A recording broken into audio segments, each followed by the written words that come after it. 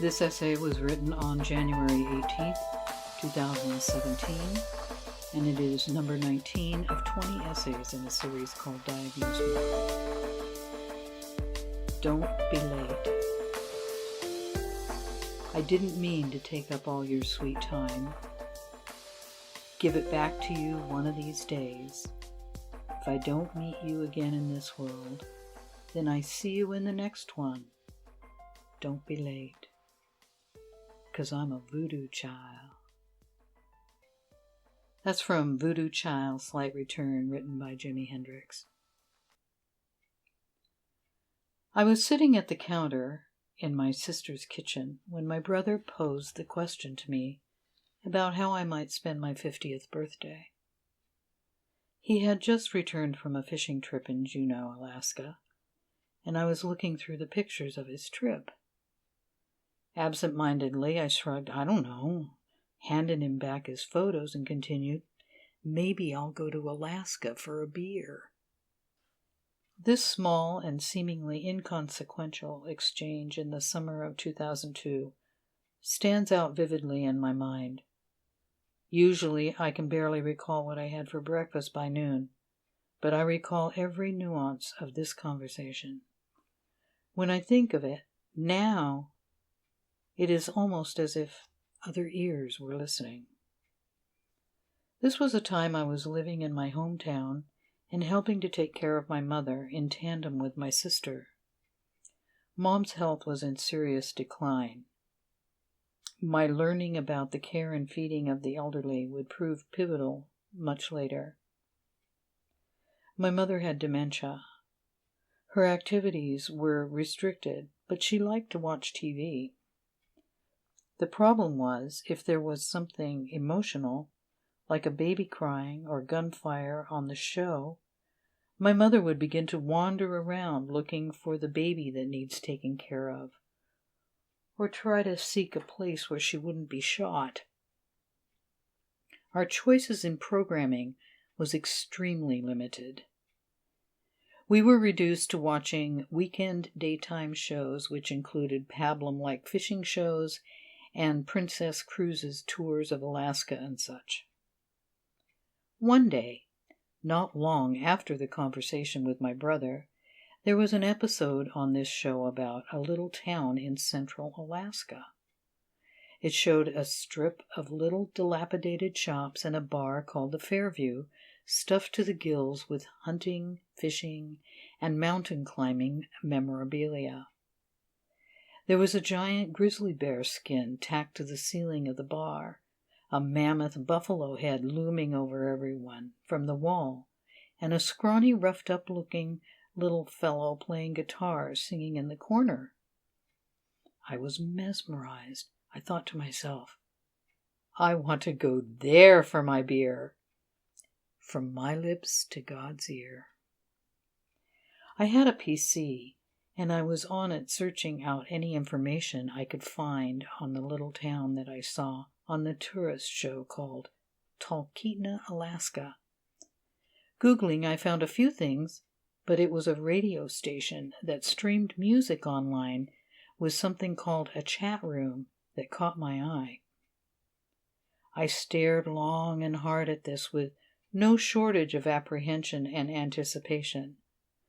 This anxiety lasted for a day or so as I tried to figure out what this meant. Was it a danger, or was it a portal to discovery? Both? I couldn't decide, but I lurked watching and trying to listen with a very skeptical ear. Right or wrong, I became charmed by what I was hearing and reading in the banter and the music. They were chatting up about the music. My people. A friend came to visit from Arizona, and I asked him what a chat room was, and if I went into it, would the computer get a disease, like a virus? I was unclear about a lot of computing concepts at that time. Being savvy about these things, he looked at me blankly, nodded sadly, and sat down and set up my access to Whole Wheat Radio chat room. an operation run entirely from the corner of a 10-by-10 cabin lived in by Jim Kloss and Esther Golton. I haven't ever been so fucking scared in my life as I was to write the first things I wrote in that chat. I mean, interactive radio. And my history? What could go wrong? I was terrified.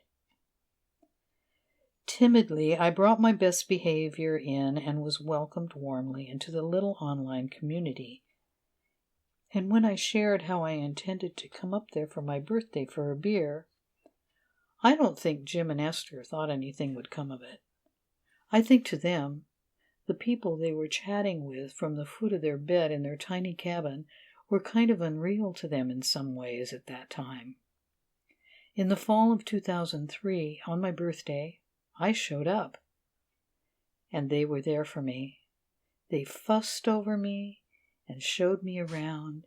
Esther played music at the very same tavern that I saw in the video. There was more music at the Roadhouse where I stayed, and Jim and Esther decorated my room in the inn. I was taken on an adventure, and it was all so unreal to me. Eventually, I even met the man who sang the song in the show in the Fairview. His name was Larry. So many times in my life, I have not been welcomed. I was beside myself with joy in this welcoming, and something deeply damaged in me was healed. Now, this little story could have turned so easily into a nightmare for me, because while it appeared that I was just being adventurous in going to Alaska for a beer, what I was really doing, of course, was journeying forward and back through time to retrieve myself, to have a healthy access to music back.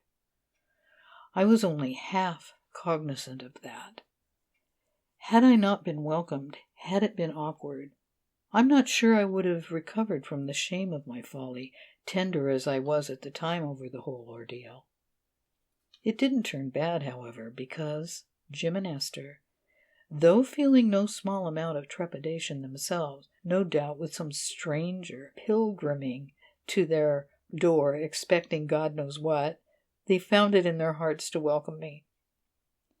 I have tried to explain to them before how much this one act of faith and generosity changed my life, and I can only hope they know. They held the door open for me to recover myself, not even knowing the details, but because they are bold and kind-hearted people. I could never have completed my journey without them.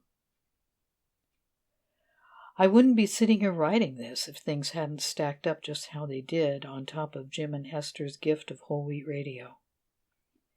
There would be no writing or building of my confidence in communication and willingness and enthusiasm to understand technology as a tool and a way to connect with people. Worse than all of that, there would have been no music, but what I could tear myself away to access on the street to hear without whole wheat radio. I was able to develop critical thinking skills that I lacked. By listening and interacting with people I trusted, I found a way to stabilize myself. Certainly I would have no access to the depth of abundance of music and the experience of everyone discovering this new way of enjoying it. Then there was the access to performers in an easy and unpretentious manner, and later Wheatstock, a festival in Talkeetna that I could attend and participate in with my friends and performers that I only knew online prior.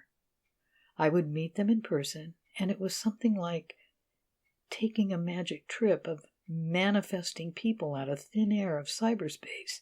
It boggled my mind, because at the time none of this was part of mainstream reality.